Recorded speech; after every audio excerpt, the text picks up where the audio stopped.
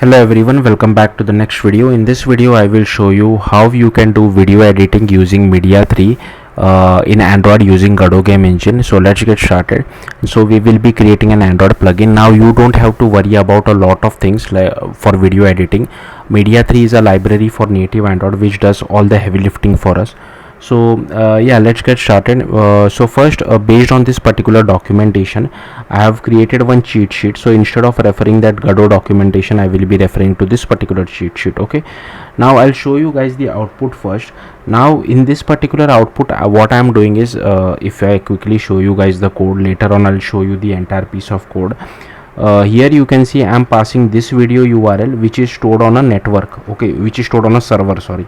So this is stored on Google server, so I'm using this URL. But instead of this, you can ask the user to pick a video from their own local storage as well and just pass the URL over here. That's the only change. I have made a separate video on how to pick videos in Godot Game Engine using the Android's file explorer as well. So if you want, you can watch that video.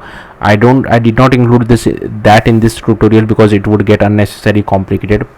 Okay, so and if you are passing a network URL, you need to have internet connection enabled on your device. So here you can see I have this button, and if I just click on it, it will start the video transformation. Now here you see this particular thing, right? 247, 262, 270.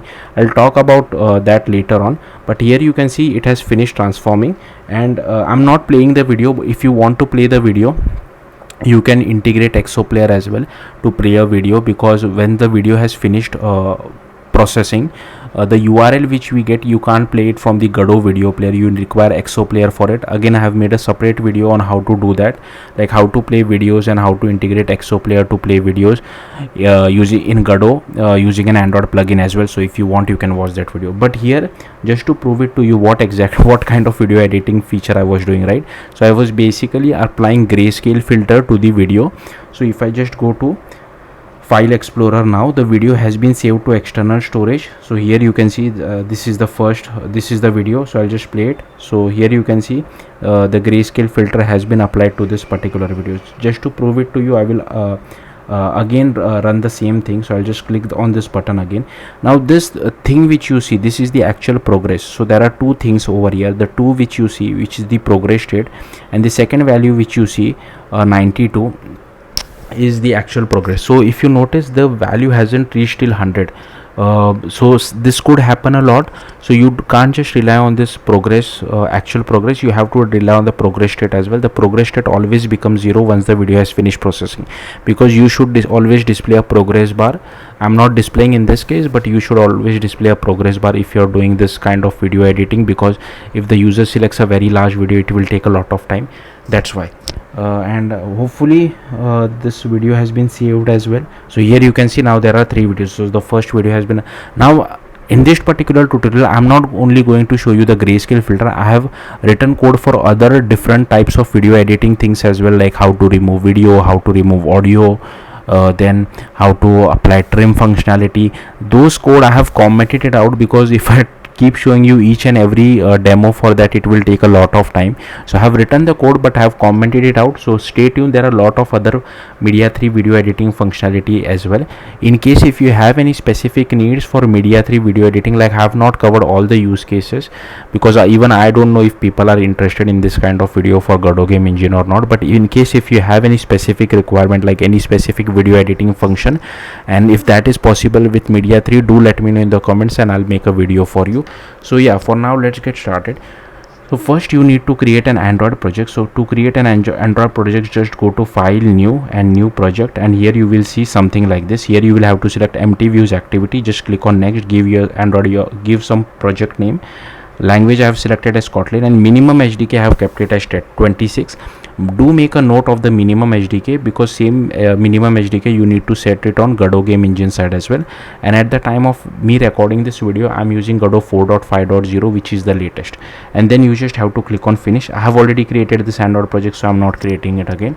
Once you click on finish, it does do a Gradle syncing, so it does take a bit of time. So be patient for the Gradle syncing to happen. So after a few minutes, Gradle syncing will happen, and you should see this app folder as well as this Gradle scripts folder. Now you need to create this my library folder. So just right click on your app folder, new, and select module. Here select Android library, and you can just name it as my library or whatever name you feel like. Select the same minimum SDK, language is Kotlin, build configuration is Kotlin DSL, and click on finish. So I already have this my library, that's why the finish button is disabled for me. So once you click on finish, again Gradle syncing will take place, and once that is done, you should see this my library folder. Once that is done, you need to open Gradle scripts. Here you need to go to build.gradle.kts, and here you need to add few dependencies. So at the time of me recording, I'm using Godot 4.5.0. that's the version I'm using. If you're using higher version, you'll have to update this version, and you need to use Media3 effect as well as Media3 transformer. And here you will see a sync now button. Just click on that sync now button, it will download the dependencies for you. Then you need to go to my library. Here you need to go to Kotlin plus Java, and here inside this, first right click new Kotlin class file and give name as Godot Android plugin. So for now ignore these two other files as well. For let's concentrate on Godot Android plugin. And firstly you will have to add all these imports. Now you don't need all these imports, there are some dead imports as well because of the commented code. So it's up to you what you want to use. So for now you can just copy all these imports. Then here we have a class called Godot Android plugin, which extends from Godot plugin, and here we have transformer.listener as well. Here we give it some plugin name. This handler and progress holder for tracking the progress state, which you saw on the label, right? 292, 092, those kind of thing. Then here we have the file name and transformer as well as file path as well. Sorry, before I proceed, some of you might be wondering, what if I want the effect to take place immediately? I don't want to save the video to external storage, I want to show a preview. We can do that as well using Exoplayer. Again, if you want, I can make a video. Do let me know in the comments. Otherwise like even I don't feel motivated because I don't get that many views on this kind of videos. Yeah, so if you want, do let me know in the comments. And here I have registered some signals. So one is for progress, one is for error, and one is for video URL. Okay, then here is our method transform video. Now here we have defined an array list of effect.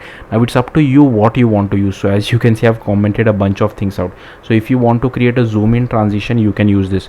But to create a zoom in transition, you need to create this matrix transformation factory as well. So again, just right click new Kotlin file and create this matrix transformation. Now this matrix transformation, I have defined a lot of things. So firstly you can just copy paste all this imports. If you don't want this zoom and all things, you don't need to use this particular, don't need to write this particular bit of code. So if you want to create zoom in transition at the start of video, you can use this. Okay, and here you can see this is how we are using it like this. If you want to apply dizzy crop effect, now I'll leave it up to you. You can apply this one by one. So you have to use this, and here you can see I'm written the actual implementation. Then here if you want to create a spin 3D effect, this is how you will call it, and this is the actual calculation, spin 3D matrix. Okay, let's come back over here. So here you can see create dizzy crop, then here it dizzy crop, zoom transition, sorry, dizzy crop and spin 3D effect. Suppose if you want to rotate a video, then you can just uncomment this particular thing out. Okay, here you can see I have just uncommented the grayscale filter. So this is how you apply it. If you want to apply inverted filter, you can uncomment this out. Suppose you want to overlay something like an image or a text, then here I have created a separate method called create overlay effect from bundle. I'll come back to this method in a bit. And if you want to change the HSL, like hue, saturation and lightness of a video, then you can use this particular thing. There are a lot of other things as well which I have excluded, but like I said, if you have anything in mind, do let me know in the comments. Then here we initialize our transformer. Suppose if you want the video and audio to be in different format, you can change the MIME type as well, but I don't want to do that. That's why I've commented this out. This is little bit buggy. When I tried it like almost 1 year ago, hopefully they have fixed it. Like sometimes it used to fail. That's why I have just commented this out. If you want to, like I said, if you want to trim a video, here you can set the start duration and this is the end duration. So this is 10 seconds, okay, and this is 20 seconds. I think this is in microseconds, I guess. That's why we write it like this. So this is 10 seconds and this is 20 seconds, but you will have to add a check. I think if the video is less than 20 seconds, then you make sure you check that thing as well. If you want to remove a video from your video file, just keep the audio, then you can use this. If you want to remove audio, you can use this as well. Again, I have commented this out.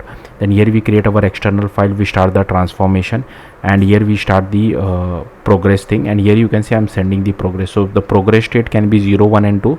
Progress holder dot progress can be 0 to 100, but like I said, it's not guaranteed that it will always reach 100.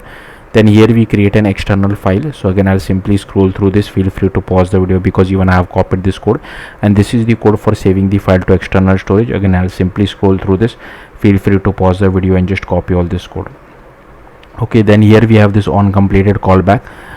So once the video is saved to external storage, we get the URI of the video and we send it back to Godot side. Okay, then in case of on error, again we just display a toast message, and here we emit a signal as well, and here we just do transformation failed. And now this is for overlaying something like image or text. So I think in the first one, what I'm doing is I guess overlaying a static image. So if you want to overlay a static image, you just have to write this particular bit of code up till here. Okay, then you can just ignore this. You can ignore this particular part as well. Okay, ignore up till here, and then you need to write this particular bit of code. Now for static image, so here you can see I'm referencing this image, right? So you need to add this image inside your Android project. So inside Kotlin plus Java, if you want to do this, you need to so you need to go to the project drop down. Okay, you need to go to my library, src main, and here if you just right click new directory and name it as res. Okay, then inside res again do the same thing, right click new directory, name it as drawable, and inside drawable you can just add your jpeg or png. I'm using this xml file which is kind of like svg in Android, but you can use jpeg or png as well. Okay, and here you can just reference your jpeg png. You don't need to pass the extension, just write the file name, that's it. Okay, and here you can see I'm like along with the image I'm also overlaying the text as well. So here you can see I have again I'll just go to the Android drop down. Here you can see I have created this file called timer overlay. So again I have copied this from this documentation. So basically whatever is the time, here is the actual code, like whatever is the time I'm just overlaying on the, so that it is dynamic as well. Okay, next, coming to the second one, if you have an image on the internet, so you can do something like this to overlay the image, and you can use it like this. Okay, and suppose if you just want to overlay a static text, then you can use this particular method as well. But for all this you require this to okay, first option, second option, third option, but you require these 2 lines of code. All right, then you just need to go to manifest, Android manifest.xml. Now here I have just added internet permission because we are sending network video which is stored on a server, right? That's why. And here this I have copied it from the docs. So this should be your plugin name. So in case if you forgot, just scroll up, and here whatever you have entered over here, do make sure you remember this, because this will be used in lot other places as well. So that's what I have written. Now this should be your package name. So scroll up, and here you can see this is your package name. So the same thing you need to write over here, and this is your Godot Android plugin. Then you need to go to the project drop down, and here just right click new again directory, and name it as export underscore scripts underscore template. So as you can see I have created over here. Then right click new, and here you just create a file and name it as export underscore plugin.jd. do the same thing for plugin.cfg as well. So here I have just copy pasted all this code. Again this is your plugin name. Alright, and inside export underscore plugin.jd, again this I have copied it from documentation. Only thing is this should be your plugin name, and here you need to add this get Android dependencies as well. And here whatever we have added extra dependencies in build.gradle, we need to reference it over here. So that's what I have done over here. Okay, then you just need to run this command. So I'll just go to my cheat sheet because I keep forgetting that command. So this is the command /gradle assemble. So you need to go to the root of your Android project. I'm already inside that, and just run this command /gradle assemble. In the meantime you can just create a Godot project, and inside the Godot project firstly I have just taken one node 2D. Okay, and I have taken one button and one label. And if you see the script for it, firstly we are assigning the plugin name. Here is one variable for initializing our Android plugin. Here we are getting hold of our label. Then inside the ready function we initialize our Android plugin, and we connect all the signals as well and their respective methods. Then yeah, that's it. And once whatever signals we get, we just update our label text, and inside on button press I have connected the button press signal as well. So in case if you don't know, you have to go to node 2D and double click on this, so it will join the signal to your script. And on the click of the button we just call this particular transform video, and here you just need to pass your URL. Then you need to go to project, click on install Android build template. So you have to download the build template first, in case if you have not downloaded. If you have already downloaded it for some other project, you just have to click on the install button. So again, that takes a bit of time. Once you have installed it, you should see this Android folder being created. Okay, then go to project, click on export, click on add, click on Android. Once you add Android, at the bottom just above the export project, you will see some red line with some hyperlink kind of a button. Just click on it, it will navigate you to some other screen. You just need to click on that checkbox. In previous version of Godot, we had that fix import button, so we didn't have to click any checkbox, but here you have to click that checkbox. Once you clicked on that checkbox, make sure you restart your Godot game editor as well. Then coming back here, you need to check use Gradle script. Here set the same minimum SDK which you set on your Android project, and here I have selected all 4 of this. Then what you need to do is just go to your Godot project, and here create a folder called add-ons. Again, I'll open a new window as well, because I want to show you something. And here I will go to my Android project. I'll go to my library. Okay, so first inside your Godot project, create a folder called add-ons, then create a folder with your plugin name, then here create a folder called bin, and you need to copy the export_plugin.gd and plugin.cfg file as well. So go to this file and just copy these 2 files over here. This .uid file is created automatically by Godot Game Engine, so don't worry about that. Then inside bin, you need to create 2 folders, debug and release. Now here you can see this build was successful for me. So now just go to your Android library, build, outputs, AAR, and here you need to copy the debug AR file to the debug folder and release AR file to the release folder. So that's what I have done, but you need to change the name to whatever is your plugin name -debug.ar, and here also same thing, whatever is your plugin name -release.ar. So yeah, I think that should be it. If you have any questions or suggestions, do let me know in the comment. Thank you for watching.